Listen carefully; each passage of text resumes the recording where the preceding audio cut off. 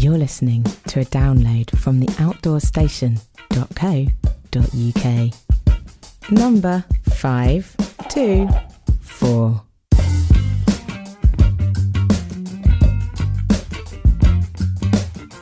Hello folks, and welcome back to the Outdoor Station and an update on our current situation. I've been posting the latest news on social media, and if you've missed them, you might be wondering why I've suddenly stopped podcasting and doing the live video streams. Well, the simple answer is that our local rural internet network has had a massive connection problem. Even the local cell tower has gone down, and therefore I just can't broadcast or stream until it is fixed. The added frustration is that fibre optic cable was actually due to be fitted to this building the week of shutdown. So, as you can imagine, for an internet-based information service, we are effectively completely hamstrung now until it's all over, whenever that may be, because they're not out fixing anything at the moment. So, although I can't do interviews or much else really that I was planning to do, I can pop over to my mother-in-law and pinch a bit of her internet connection and share the audio from a recent conversation and live stream with author Sophie Rooney regarding her book Rundinavia. It's an enjoyable read, and I've read the book a couple of times, as you'll hear in the audio from the show. And if you want to see pictures and, of course, the video from me chatting to Sophie, you'll have to pop over to the Outdoor Station on YouTube or the Outdoor Station Facebook Live page and see the video there. So here it is. Welcome to the show. As I say, it was a few weeks ago I recorded this. And it was a good evening, and we had lots of interaction from people. And hopefully we will be back at some stage soon. I can't imagine they'll leave the whole area hamstrung like this for too much longer. So, here we go.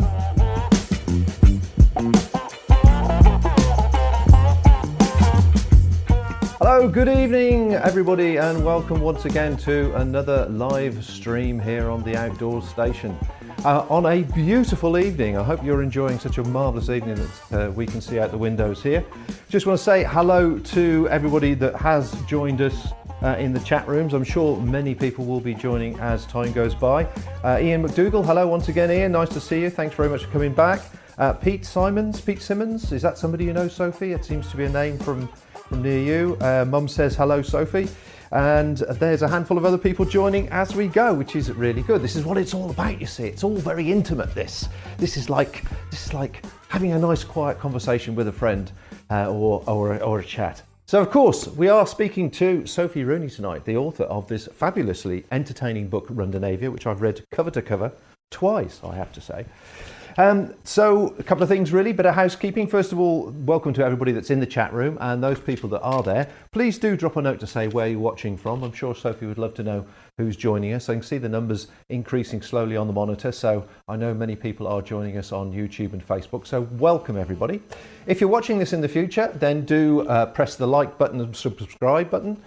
Easy for me to say, I'll say that again, the like button and subscribe button, so you don't miss any of our future streams, because we're trying a whole variety of different things. And next week, if this weather holds as promised, I'm going to get outside and we'll do some pitching tents and tarps and having a stove outside. That'd be quite good fun. Now, the most important piece of information this evening is that Rose is in the chat room, and here's Rosie in the chat room. And the most important piece of information is it's Rosie's birthday today. And she's very kindly acquiesced to join us here once again in the chat room. Now, Rose unfortunately has one of those birthdays which falls on the most unfortunate of dates. And usually it's a Backpackers Club meeting AGM, or it's when we're walking across Scotland doing the TGO challenge. So tonight she's having a bit of a luxury and having it indoors, and we'll have some bubbles and cake after. So let us introduce our guest. Now, on the 3rd of August 2016, Sophie Rooney set off with the bold intention of becoming the first woman to run the length of Scandinavia. From Nordkap, the northernmost point in mainland Europe, to the German border with Denmark, 3,000 kilometres south, carrying everything she needed on her back. Initially accompanied by fellow trail runner Alice Sophie, Sophie finds herself thrown into a solo adventure running through some of the most rugged scenery in Europe. In the first month alone, she battled extreme fatigue, dehydration, relentless bog, hunger, and eventually illness, which resulted in hospitalisation. However, not willing to give in, Sophie pushed on, and in doing so, she finds herself on the journey of self-discovery, which creates memories that will last a lifetime. In the book, we humorously travel along with Sophie, seeing the whole of Scandinavia as we go, the people, the places, the food, and the warmth from strangers that sometimes can only appear from stepping far out of your comfort zone. 103 days later, she arrived at the border with Germany, and this book, Rundinavia, is the full, honest, and amusing story. Sophie, good evening. How nice to have you with us. Thanks very much for joining us. Thanks for having me on. Now, it's obviously going to be a night full of interesting bits of information, and I think the general introduction I've given there gives people a bit of an overview of what the journey entailed. So let's get started at the very beginning and tell us, how on earth did you get yourself roped into running 3,000 kilometres?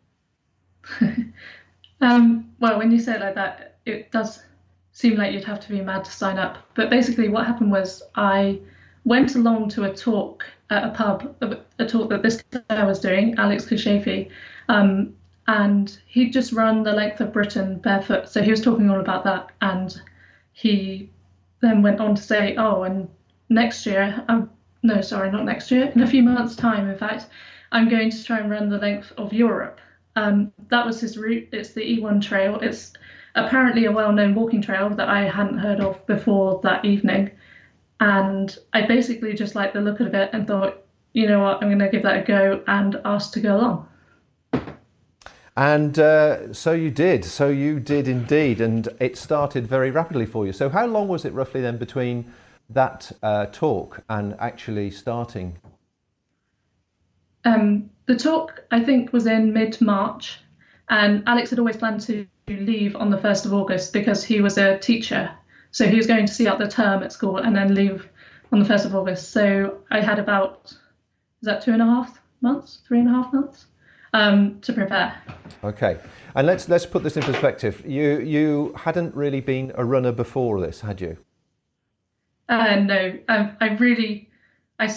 I still struggle to say that I enjoy running because I find it very hard work. I've always been sporty and I've always liked doing various sports, but running has never been my forte. So I think the furthest I'd run was 10 miles once, and it was a really big push.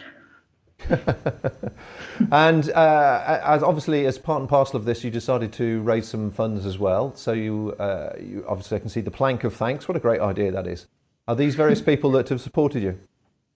Yeah, so these were actually people who supported the crowdfunding page. So every time someone made a donation, I would try and take a picture of their name on the board in someplace new, which ended up being a lot of random places around Nottingham because that's where I was living at the time. And you obviously got stuck into your training, and understood you got a training schedule from Alex, and I can see here getting fitted for the appropriate shoes. Maybe not the appropriate shoes, but they fit nicely. Basically Alex sent me over a list of how many miles to run each day kind of guide, and it tends to be really few miles during the week and then long runs at the weekend, and I just followed that basically like a Bible. You obviously, as it says in the book, you had an experience with competing at a fairly high level with canoeing. So I presume your endurance fitness was sort of there, but running was an alien pastime to you. Yeah, I really wouldn't say endurance fitness. I used to race over 200 and 500 meters, and I would do the 500 meters at a push. So I was used to doing 1 minute of really fast exercise. Not anything like what I was going to get into. but it was something new and it was a challenge, so it sounded appealing. Right, and so in part and parcel of this, obviously, Alex encouraged you, or you thought it was a good part of your training to undertake a ultra marathon, 50k ultra marathon, and that was an enjoyable experience. Yeah, oh, well, yes. I think I only cried once during that race, and then for the majority of the time, actually for all of the race, it was really good fun. We were blessed with really nice weather. Doesn't look at that, but it was really good. It was a really good day. I was out running for 8.5 hours, I think, with some other ladies who weren't there to go fast. It was just like chilled. We ate thousands of sandwiches as well. It was the recovering afterwards that was more of a challenge. I wasn't, having not run that far before, I think it was a bit of a shock to the system. Yes, right. Okay, so then come August, off you tooted to the northernmost part of Europe there, to Nordkap. I understand, again, I've just cherry picked a few things out of your book, which I think people watching this might be interested in if they ever think of doing this route, or a variety of routes, certainly. And the taxi from the airport to Nordkap was somewhat expensive. Yeah, I think it cost £100, which we were trying to keep the budget, it was pretty tight anyway, so we were trying not to spend too much money. And we got to this tiny island at the top of Nordkap, and they said, "Oh, you're still 50 kilometers away," I think it was. And we it was a bit of a hard hit on the first day, but we had to get there, so I guess we just did it. Maybe next time I'd plan that in advance. Well, certainly, if you come across, you think of any tips as you're talking for people that might want to do this sort of thing, then do mention them. Right. Well, what I'd want to talk really is break it into sort of 2 or 3 sections this evening. In particular, the start at Nordkap and your first experience of heavy duty outdoor trekking at speed, if possible, and then as you got into the journey itself. So tell us about the first few days, because the first, am I right, the first 7 or 10 days you were going cross country? Is that right? The first 10 days. First 10 days. Okay. So what were they like? Well, it was on the first day, I think Alex turned to me and said, "Right, don't worry about running today. We're just going to walk. We're going to try and walk the full distance." And I sort of looked at him like he was insulting me and said, "Anyone could walk 50k." And by the end of that day, I really wasn't saying the same thing. It was such a shock to the system. I think having run, even though when I left, I could comfortably, I would say, run a marathon on the road. As soon as you get on the trail, that's just blown out the water. And it's particularly this trail because it's covered in snow most of the year, which means if you run on it when there's no snow, it's mostly bog. And it was just hard work all the time. I was just flicking through my journal, and most days I don't write anything in there apart from, "This is horrible. Why am I here? Why did I sign up to do this? The scenery's great, but I'm in so much pain." And if I think back to those 10 days now, I'm not really looking back fondly, I wouldn't say. No? Even though I would love to go back to prove myself wrong, but I know I hated it. I was miserable. Well, I know Alex, I spoke to Alex when he finished his E1, and he describes quite clearly what the experience was like for both of you. And if anybody's ever interested in listening to that conversation, you can find it over on the Outdoor Station podcast number 430. And there's a 2-parter there where he talks and explains exactly, in much more colourful language, what Sophie and he went through. But poor Alex, the first night his tent pole bust, so he was bunking down with you for the first couple of nights, I understand. Yeah, and when that happened, I actually felt, because he was the expert, he knew everything, and then his tent broke, and I was kind of like, haha, see, maybe I've got the upper hand this time. But that was the only time I think that happened. I can definitely say my tent is not designed for 2 people, and I don't think it helped lift our spirits that we were crammed in there. But you kind of have to make do. He did manage to kind of fix it. It didn't look good, and I think if it had seriously stormed, he would have been in trouble. But he made a makeshift stick, I think, to replace his tent pole. So after a couple of nights, we did get a bit more space. But Oh, it sounds like, well, you just got to make do. But looking at the scenery looks absolutely fantastic. yeah, I would say it's like nowhere I visited before. I hadn't travelled to Scotland before I went, and I guess Scotland has its similarities, but it's just so big and vast and empty. And everywhere, even throughout when I was running on the road, I said to people every day there was something that made me say wow, like actually out loud, wow. And I do think if you get the chance to go visit, do just prepare maybe slightly better than I did. Yes, and that picture pretty well sums up what it can be like if you're not prepared. So that was how soon did that happen? That is on day 4. Wow. And I remember that because I didn't collect any water in that afternoon, and I remember going to bed thirsty and then having to go about 5 miles the next day before I did get a drink. And that, like I said, it was a learning curve. That didn't happen again. So So tell us, how were you feeling then during this first few days? I mean, you say you were well out of your depth when you first started and you hated it. Did that sort of feeling continue for the whole duration, or did you sort of start to blend in with your surroundings, as it were, and get used to the discomfort? there were moments of days where I was enjoying it. Like I said, the scenery was like incredible, so that took your mind off things every now and then.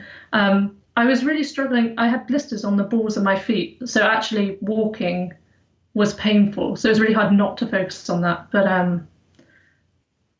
yeah, like I say, I cried, I would say, almost constantly on most days. There was one day where we stopped early in a cabin and I cried because I was happy that we'd stopped.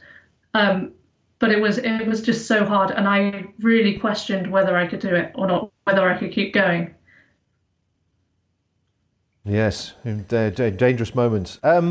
But I understand that there was a couple of things that sort of turned your hand, that Alex hated water, and of course, being a canoe girl, you were quite happy with the water. So the river crossings, of which I'm sure there were plenty, you didn't find particularly difficult. Yeah, no, the Norwegians seem to have a completely different idea of river crossing to what we would call a sensible river crossing, in that if the trail happens to go past a river, even if it's waist deep and quite fast flowing, you're sent through it. When we reached rivers, we'd be surprised if there were bridges over them. There were so many like wading incidents. And yeah, like you say, Alex was terrified of the water. I think it's more that he can't see what's going on underneath, so he's scared of that kind of aspect. And given that I've fallen in several rivers in the UK, I kind of, yeah, that was the one moment where I could feel confident in myself. So I got maybe 5 or 6 meters of joy every few days. Just want to welcome Emily Rooney, who's joined us, so Siobhan Urquhart and Martha Wheaton. So thanks very much for dropping a note in there. Rose is in the chat room. She's happily chatting to everybody here, and if everybody wants to know where they can get the book from, she'll drop the link in for the book. But to welcome aboard, and if you've just joined us, do just say hi and let Sophie know who's watching. If you have any specific questions, of course, I'm going to try and do a sort of Q&A towards the end. Just put a capital Q at the beginning of your sentence so that we can spot it easily, and I'll pull it up towards the end. Right, let's now talk about that section coming to an end, because I know you had quite a momentous decision to make, and I don't know when you told Alex, but how did you feel when you came up to Maasai? Because obviously that was the first time you sort of hit the road, as it were, after doing the wild crossing. I would say my main emotion was fear, because I had this irrational fear that I would be eaten either by a bear or an elk, or just, I don't know, I was really scared of going on my own, and I kind of felt like I'd never signed up to do anything on my own. It just so happened that it was going to have to go that way. And yeah, I was really scared. It was, I don't usually get nervous for things, but I was definitely nervous. But then I knew I told everyone that I was going to do it, so I didn't really have a choice. So there was that aspect, and then really also a massive relief at the fact that I wasn't going to be slowing Alex down anymore, because he could have been going twice as far each day if I hadn't been slowing him down. So I obviously felt a bit guilty about slowing him down. So knowing that I wouldn't be doing that anymore was a relief. And I just really hoped that I could start to enjoy it. And what state were your feet in by the time you got to Maasai? They were a bit grim. My blisters were getting better. I still had some on the edges of my feet, but because I'd been in and out the bog so much, they were. I'm trying to put this in a ladylike way, but there's just no way to do that. They were kind of crispy and just disgusting. And after a few days on the road, they improved massively. So I think it must have just been going in and out of the bog all the time, getting gritty, getting mucky, and not really being able to clean them off properly at night time.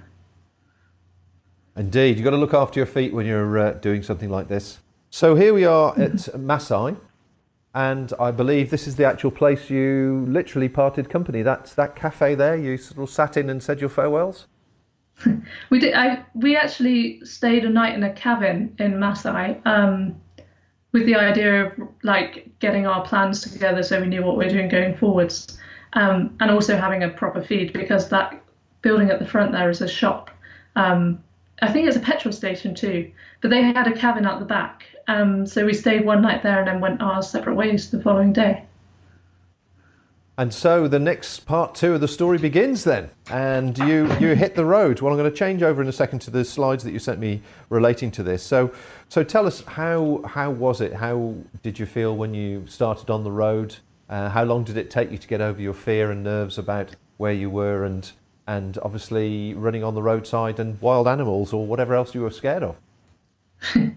I think I got into it fairly quickly. I found, because it was so much easier to cover kilometres on the road, it was so much easier to keep my spirits up and feel like I was getting somewhere.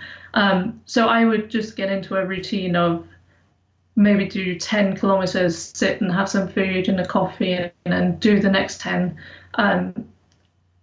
I find that breaking it down like that makes it easier. I wouldn't say I ever really got over my fear. As soon as it got dark every night, fear would kick in. And I would make sure I pitched my tent before that happened, so that I could be inside and, in that kind of safety bubble, which is ridiculous because my tent was just a tiny flimsy piece of material anyway. So not sure what it would have done if... And as I understand it, you were camping literally on the side of the road here, or just sort of tucked yourself into the trees, because I presume there were fences there. Yeah, so most of the roads have a reindeer fence either side. Not that I would have bravely strolled away from the road anyway. I probably would have stayed as close as was safe. But you can't really go too far. I think, well, just to prevent the reindeer running out and jumping in front of cars, they have to have these fences. So I'd usually just take a few steps back and try and get behind some trees, and then just pitch up, sleep there, carry on the next day. And did you not find people stopping and asking you, offering you help or anything like that? Or they just ignore you as you were jogging along the road? This far north, I saw maybe 1 or 2 cars a day, and I think they weren't expecting to see anyone. So by the time they'd noticed someone was on the side of the road, they'd gone past. If I did see people on the side of the road, often it would be like in a shop buying delicious snacks like that one. And they wouldn't really question anything. They'd just be like, oh, it's a hiker. Or they would offer me a lift in the car, which I obviously couldn't take. So it was like, thanks, but I can't take that. And how were you feeling at this state? Because I know, but as you got closer to Corona, you were obviously got seriously ill. Was it something that was building up slowly? Were you feeling lethargic and poorly, or did it suddenly come upon you? Yeah, so I often try and work out when I actually got ill in the first place, and I don't really know. But when I was on the road, I thought that each day I'd get stronger and I'd feel better and I'd just start flying along. But actually the opposite was happening, and I was getting more and more tired every day. I could hear my heartbeat in my ears, which I found peculiar, and I was dizzy. So I just kept feeling worse and worse. And I'm not really an ill person. I don't really get ill. So I was kind of just of the attitude of, oh, I just wake up tomorrow, it'll be better, and then just carry on. But it didn't. It just built and built until I was really struggling even to walk in a straight line.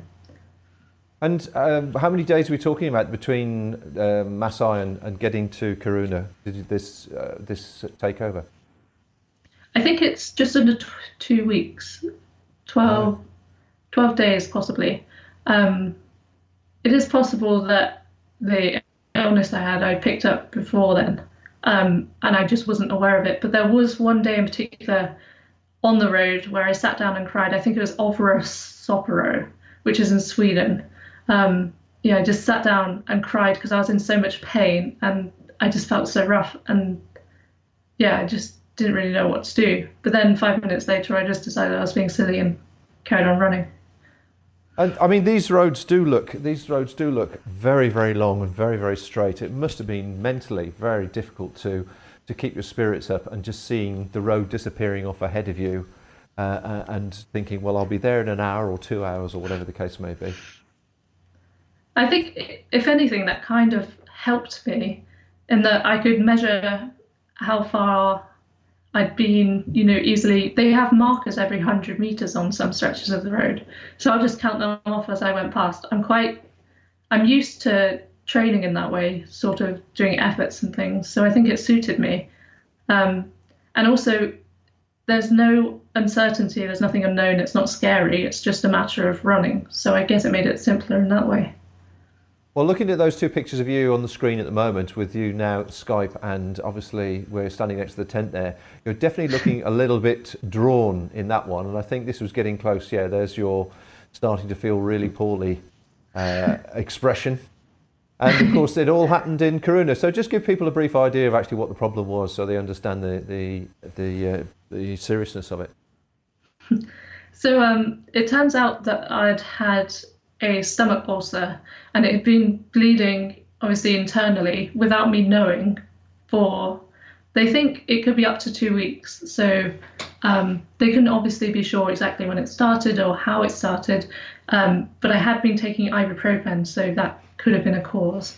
And basically I had bled so much inside that my blood volume was half of what it should be. So I was severely anemic and just not in a good way at all. And I had to have a blood transfusion. So from this point onwards, I was actually half Swedish, which is convenient. And you then had to recuperate, presumably, before you hit the road again. They wouldn't let you out and onto the wilds. And you were fortunate to have a guardian angel that was looking over you and helped you out, I understand. Yeah, I was really fortunate because when the doctor said I could keep going, I was obviously like, yes, this is brilliant. But then they added the caveat that I had to stay in Kiruna for 7 days to have blood tests and make sure that everything was going back to normal.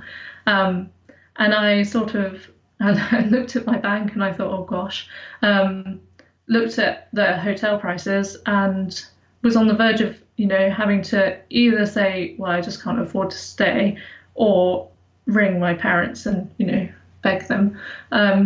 When someone who had actually got in touch before the run to help out buying some kit and things, he had seen what happened and he was really worried. So he phoned me up whilst I was in hospital and said, what can I do to help? And I obviously didn't ask him to pay for my accommodation, but he went, well, you have to stay there. Can I pay for that? And just offered, and he really stepped in and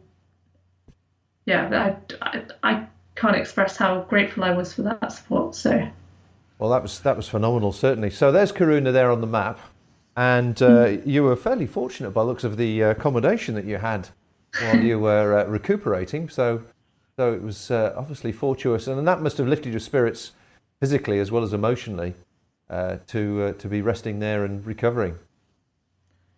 Yeah, I had a great week. Obviously, for the first half of that week, I still felt awful. My headaches were terrible. I think I probably stayed in bed. But the doctors at the hospital, actually, they were a young group of girls, and they said if I was feeling better later in the week, I could always go out for a meal with them. I also went to see a film that was in Swedish, but I thought it was in English, but I went to watch it. It turns out it was in Swedish. I sat through the whole thing because I felt too embarrassed to leave. So, it was a great week. And in terms of places you have to be whilst recuperating, I guess Sweden's pretty high up there. Yeah, that's good. That's good to see. I'm sure any Swedish watching will be very grateful for that. So you left Kiruna presumably feeling, not 100%, but getting that way, and then you headed down to Abisko, which is another few days away, I understand. There's your antibiotics you were taking with you. That must have rattled as you ran along the road. So how long did it take before you were feeling much, much better? I would say I was feeling a lot better as soon as I started going again. And I really struggled the doctors said not to try and push it. So they said only do a couple of hours at a time, walk, don't run, and make sure you're eating lots. So I managed to eating lots and mostly walking. I did do a bit of running whenever there was like a downhill or anything. And yeah, I was feeling generally pretty good. I just had this nagging fear that if I did push it, it would come back, or if I had a slight twinge in my stomach or anything like that, like a slight headache one day, I'll be like, this is it, it's coming back, it's the end of the world. But no, fortunately, it just carried on improving.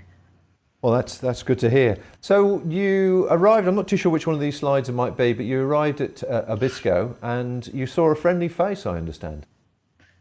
Yeah, so I arrived in Abisko and I was super happy because I planned to stay in the hostel there, and also to pick up a parcel from home. So I was getting fresh shoes, which was great because mine were destroyed from the trail.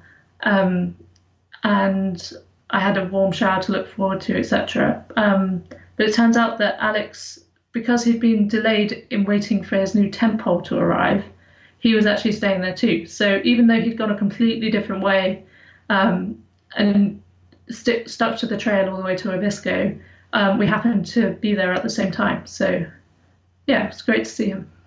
Well, that must have been a wonderful feeling to have a friendly face and somebody who knew exactly what you'd been through. He must have been quite impressed with your recovery as well, and your story, certainly.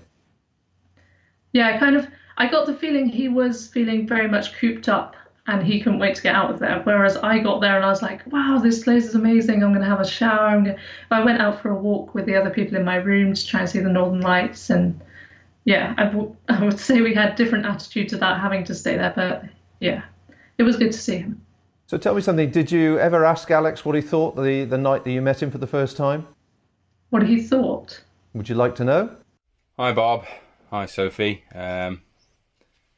I guess I should start with when I actually met Sophie for the first time, and that was in the Greyhound pub in Derby. At the bar, I was trying to order my drink when someone randomly and rather abruptly interrupted my flow as I was trying to work out what combo of drink I wanted, and said that they'd really like to run a really long way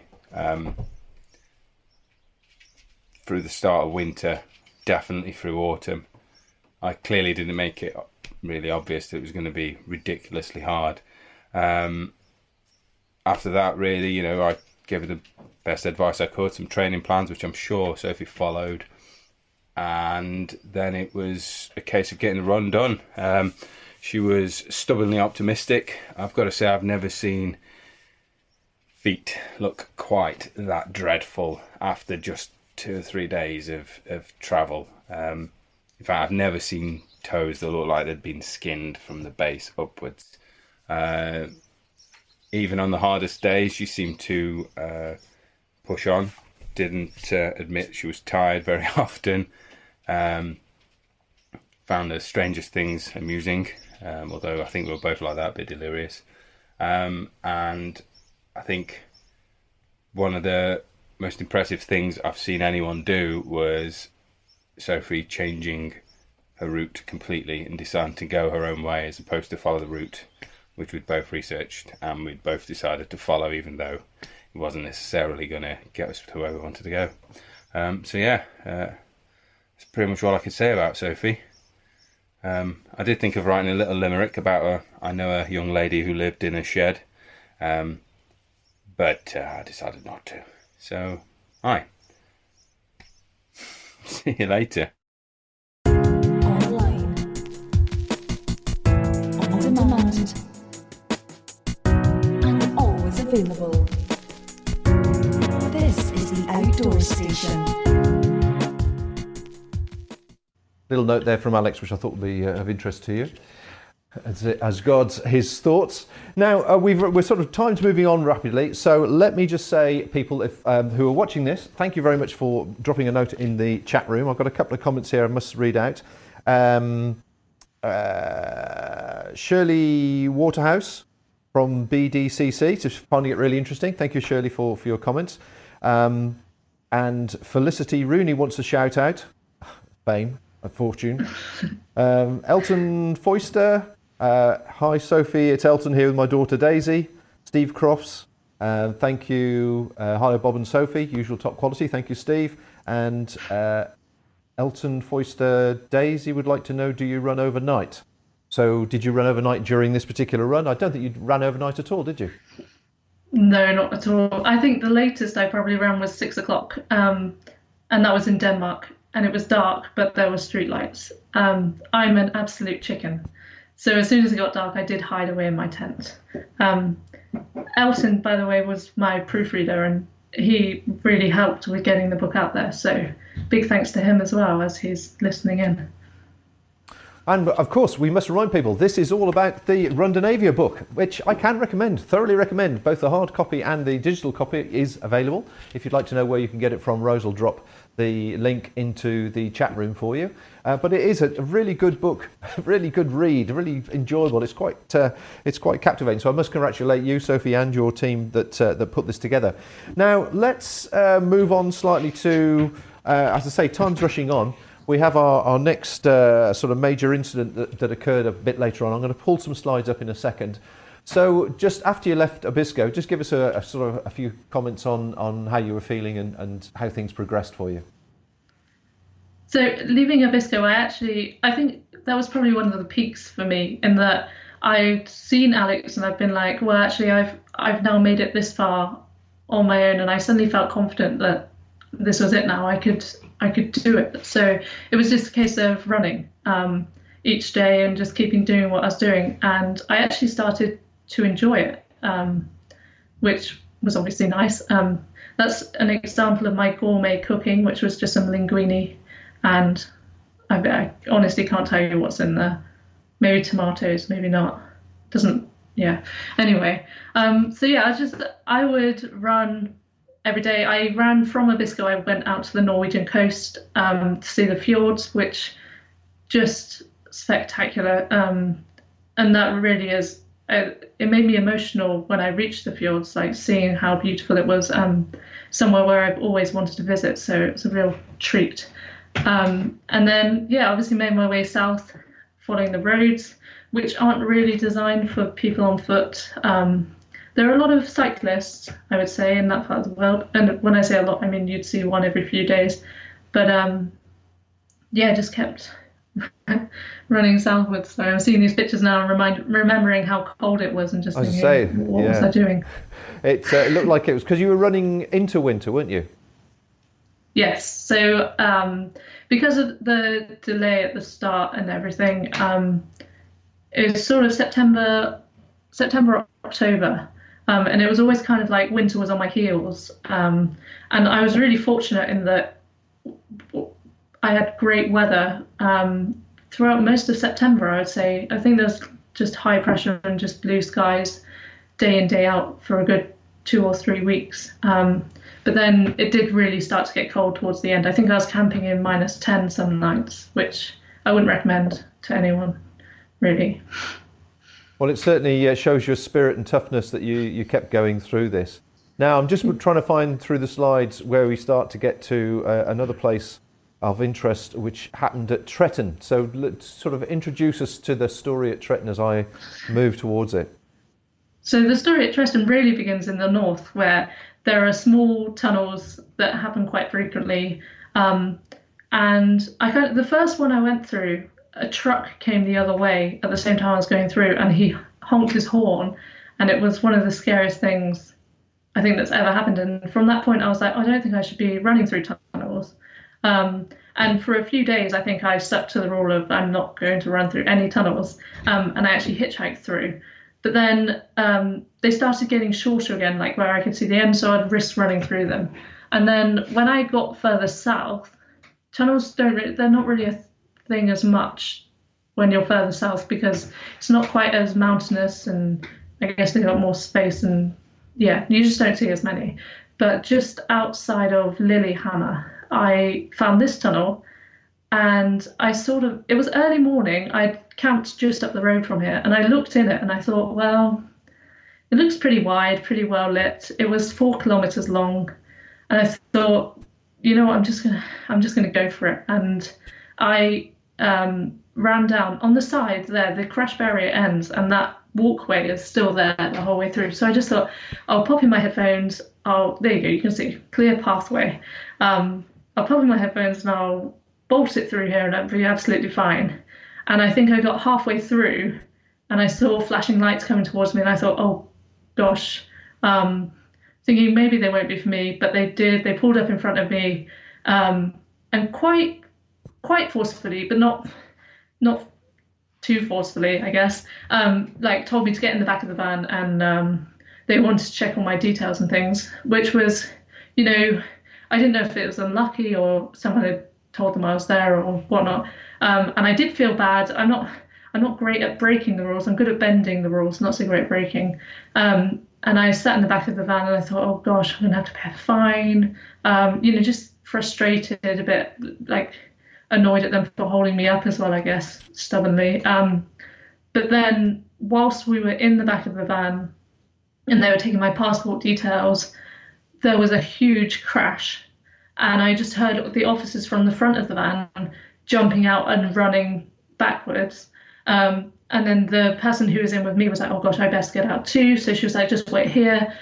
She got out the back of the van, went to join them, and it was just kind of chaotic. You could hear all these noises. There were lights everywhere. And what happened is, because the police car had stopped to pick me up, and then cars had queued up behind the police van, a car that was coming through the tunnel, probably, you know, pushing the speed limit, hadn't had time, because it is quite a long straight tunnel. But anyway, either way, they hadn't had time to stop before they hit this queue of traffic, and they just ploughed into the person at the back. And I have never felt so awful in my life. Like, my heart sunk through my stomach. It was just awful. And I started crying as soon as I realized what had happened. And I think that really emotional crying that you do when you feel like you couldn't possibly lose any more liquid, and you've got a headache, and it just felt like the worst thing in the world. And running through my head like, oh my gosh, I've killed someone, or what are their family going to think? Like, have I injured someone? And I think it felt like I was in there for hours. It could have been minutes. I don't really know. But eventually the police officer came back and saw how distressed I was, and she was like, oh no, it's fine. Everyone's okay. We just need to tow the car off. And I just, it was a horrible experience. And even, you know, knowing people are okay, then I started to worry, oh, is the damage my fault? Am I going to have to pay for their repairs? How am I going to do that? And just, stressful times. And they drove me back to the bus station in Lilyhammer, and I just remember sitting in there for the next hour or so, just not knowing what to do before setting off. Yeah. That must have really, really been an emotional roller coaster for you. And did you seriously think about stopping at that stage and finishing completely? Yeah, I think it was later that evening, because I was sat there in the bus station in Lilyhammer, which is another town I've always wanted to go to because of the Olympic history and things. And I was just like, oh, I don't know what to do. I just wanted to get away from people. So I left the town, I pitched my tent, and I just laid in my tent. I cried again, and I really thought, you know what, what am I doing here? I could have been the cause of someone losing their life because I was lazy and didn't run an extra 7 kilometers or so around this tunnel. And I really just, yeah, wasn't in a good way that night. Well, I can see it still upsets you now, so let's move on from that and talk about other things. The whole journey, you obviously totally relied on your phone, particularly at the beginning, obviously when you changed or decided to change and take the road route from Masai. I take it that must have been probably the most vital piece of equipment that you had. Yeah, I hadn't really thought about that. Apart from maybe the tent, which is your shelter and your cooking stuff, I guess. But most importantly. But it was not only your mapping system and obviously communication, but you obviously kept in contact with people at home, the family, and also people that were handling your social media for you? Yeah, so the person I got in touch with every day was Siobhan. And it kind of happened by chance. She was doing my Facebook, and I just found it easier, I guess, to check in with her very quickly, and then that was it in the early days, than to check in with several people. So Siobhan kind of had to become my ears, and from that point onwards it just became a habit, really. Any major decision I made, I'd run it past her first, and yeah. Well, let's hear from Siobhan and see what she thought about the journey.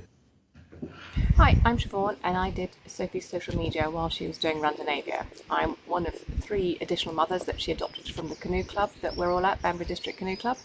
And I think she asked me because I wasn't working at the time, unlike Helen and Colette, the other 2. What started off as just really doing some updates on social media when she couldn't get there, it turned into a far bigger involvement, which was fantastic for us, really. And we were in touch pretty much every day throughout the journey.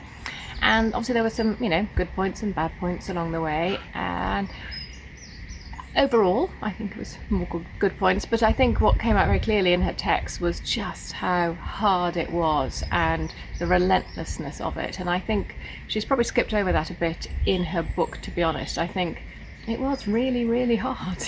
She was cold and wet, and she was just walking and running for miles and miles and miles on her own. And then having to pitch a tent and then eat what little food that she might have. If she hadn't been near a shop that day, it might not be very much. And I think, I think she's in some ways belittled what she's done. I think it was a huge achievement.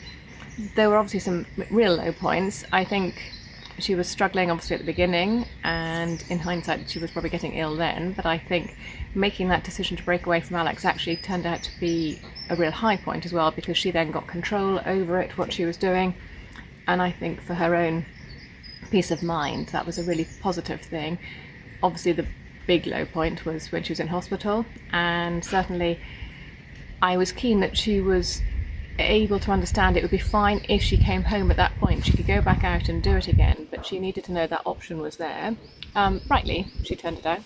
But I think it was, throughout the journey, we were there as much as anything just to say there are alternatives. And I think for her, a big issue was when she would decide to stay in a hotel or was offered accommodation, or when she got a lift through a tunnel, and she would then be racked with guilt that this was the wrong thing to do. And there was no rule, but she had this rule in her head. And I think getting her to accept that actually it wasn't just a question of getting from the top to the bottom as quickly as possible, but actually making it an adventure and a journey along the way. And I think she gradually accepted that more and more. And I think, therefore, the opportunity to meet people, and particularly through Denmark, which was just phenomenal, I think that then made it far more of an experience for her. There were other low points. I think the tunnel obviously would have been horrific, and she was so upset with herself and so shaken by that. But I think, it was a lesson learned, and luckily no one was hurt. I think at that point say she had enough chapters for the book, and would she just get on with it and just get back safely. But there were so many high points, and I think, as I say, going through Denmark, the fact that through social media she had nowhere to stay, and the whole thing just got sorted out through a complete stranger. And I think that came out throughout the journey. It was the kindness of strangers, the ones who would give her a cup of coffee or some fruit or some food or let her stay somewhere or take her into their homes. And I think it was a real testimony to just how kind most people are, really. There were some amusing moments, not all that we saw, but the images will be left there indelibly. Sophie pulling a trolley along, shopping trolley, and Sophie wearing a skirt made out of a sleeping bag liner because she'd done her washing. Sophie having drunk quite a lot of gin and orange, I think it was, and dancing until about 5 a.m. But then, stupidly, she was cross with herself the next day because she felt she'd let everyone down. I said, it's her journey, it's not our journey, it's hers. And she was meant to enjoy some of it, because most of it was pretty miserable. And I think that, as much as anything, the lesson learned is to adapt as you go along. And yes, you might have a big plan, but that can change along the way. The big plan was still to get from A to B, but you might not have to camp every night, and enjoy it and embrace it. And from our point of view, it was a joy and a privilege to be involved in it, really. We loved every minute of it. And it was great going back last night through all the texts just to remind myself of how miserable it was for her out there. And how often we just kept saying, recharge your batteries, please, in your tracker, because we had a great time following the tracker and looking at it on Google. But I think about every 3 days I was telling her to please recharge your batteries so that we know you're alive. And I needed to find someone else to stalk once she finished. But well done, Sophie, and thank you. Well, that's a nice note there from Siobhan, and I hope that's put a smile on your face to cheer you up after that last part of the story. Right, well, we're coming towards the end, so if you do have any questions for Sophie, please put a Q at the beginning of your question and I'll add them to the list. There's just starting to build at the moment. There's only a couple of questions coming through, so if you've got any interesting questions or any points you want to ask Sophie, then please do that. Do remember that we were just dipping at the book. There's only snippets of the entire contents that we've actually dipped into, only 2 or 3 points. There's full of little stories within the journey itself, which makes for great reading. Now, really, the last part of the section I wanted to talk to Sophie about was, as Siobhan just said, the people that you were meeting on the way, and the last section getting to Germany. Really, it started to gather momentum, and it sounds like you were just jogging from people's houses to houses. Phenomenal. Yeah, well, that's something that started actually really far up in Norway. I think the first house I was offered to stay in was the people who ran the Polar Circle Centre. So just crossing the Arctic Circle, they were like, yeah, just come back, stay with us here, have some waffles. They cooked me dinner, they gave me wine. They sent me off the next day with some miniatures that they'd got from Latvia, I think, which was a fun touch. But yeah, so people just being friendly everywhere and not thinking twice about saying, yeah, come and stay with us, that's fine, which is really humbling and yeah, just lovely. And then Siobhan really undersold the role she played. So when she was putting all my updates on Facebook and getting in touch with everyone she thinks she could help, she got in touch with a guy called Tur in Denmark, I think he speaks and maybe organises adventure races. He also does a lot of long distance adventure things himself. He's a real athlete though, not like a pretend one like I was. And he knew someone in every corner of Denmark, and he just set it up perfectly so that I could run 50 kilometers and stay with one family and then be passed on to the next. And that's how I went through Denmark, just going from house to house, being fed ridiculous amounts of delicious food. And then the girl who's in the photo with me there, she ran with me on the last day from her family home. She'd only run, I think, 10 kilometers before that day, and she ran 21 with me to the finish line. So yeah, just really, really friendly people pretty much everywhere I went in Denmark. And it was all down to this guy Tur getting them all into, organising them all and making it happen. Well, it certainly looks like, as a comparison to the start of your adventure, it was a much more pleasant ending. And what about the end itself? Hitting Germany, was there an almighty party and hundreds of people there for you? It was funny actually. Like at the start of the adventure, I thought, this is going to make me into a famous adventurer, and I'll cross the line in Germany, and people will be there clapping and everything. And it wasn't like that at all. It was basically my dad drove all the way from home to come and pick me up. He brought my two younger sisters with me, so obviously it was great to see them. They were there. The girl I ran with, her mum came to pick her up, and then I think there was one other lady who got in touch on Facebook and just said, "Oh, can I come down and meet you?" And I was like, "Yeah, sure, the more the merrier." And it was kind of very low key. They had some Danish army people manning the border, so they were a bit like, "What are you doing, you mad woman?" And because I ran up to the sign, which was actually slightly further back than the crossing, then I had to run back, and they were a bit like, "Oh, this lady's clearly lost her mind." But yeah, they humoured us, and that was kind of it. We just just put my stuff in the back of the car and we drove off. And yeah, that was kind of how some of these adventures come to an end. It's surprising. Sometimes an almighty celebration, other times it sort of fizzles out. And obviously, how long did it take you to wind down once you got back in the car and drove home? A week, 2 weeks, 3 weeks, and then you were bored again? Well, I'm trying to think if I have, properly wound down from it. I think I came back a completely different person, I would say. And for a couple of weeks, I went around on this high. I was feeling really confident and like, yes, I did it. And then you start. People say to you, "Oh, what's next?" And then you suddenly go, "Oh, I've just got home. Like I don't know." And then you get all this, like, "Oh, what shall I do next?" And yeah, I'd say I had maybe 2 or 3 weeks of being fairly chill. And of course, it was nearly Christmas, so I had good distractions. Right, and of course everything's changed since then, hasn't it? Okay, Yeah. So people, if you've got a question for Sophie, do drop it in the chat room now. This is going to be your last chance. Put a Q at the beginning of it so that I can add it to the list. If you want to follow Sophie, obviously that's the book. A great read, as I say, so I'd thoroughly recommend it. Sophie's social media is here, and I'm sure she'll be glad to answer any questions you might have in a later date if you have anything particularly relating to this adventure. And of course, if you want to follow the Outdoor Station, I'd be very happy for you to do so. And there are various ways you can do that on Instagram, Twitter, and in Facebook, of course. And if you ever get bored, there are over 500 podcasts in the library over on the Outdoor Station, and you can pick those up virtually anywhere online if you want to listen to some of the stories, in particular Alex's story when I spoke to him in 2017 after he'd finished the event. Okay, so let's go over to a couple of questions then, Sophie. They're not particularly complicated, but we'll drop it in. And one is from Martha Wheaton. Sophie, you have my utmost admiration. You mentioned that you frequently were encountering your own fear on your run. Has this changed in any way, having quite literally run your way through it?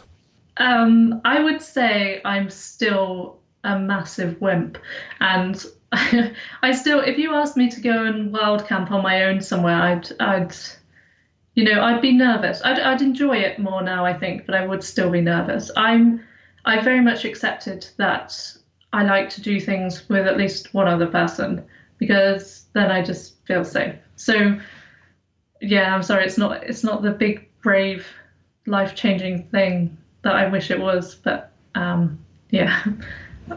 Maybe I'm more confident, but yeah, I'm still a chicken. I can't believe that for a minute. And the next one is from Debbie Simmons or Simons. Would you do it again? That's a good question. I've just been looking at a similar thing that I want to do.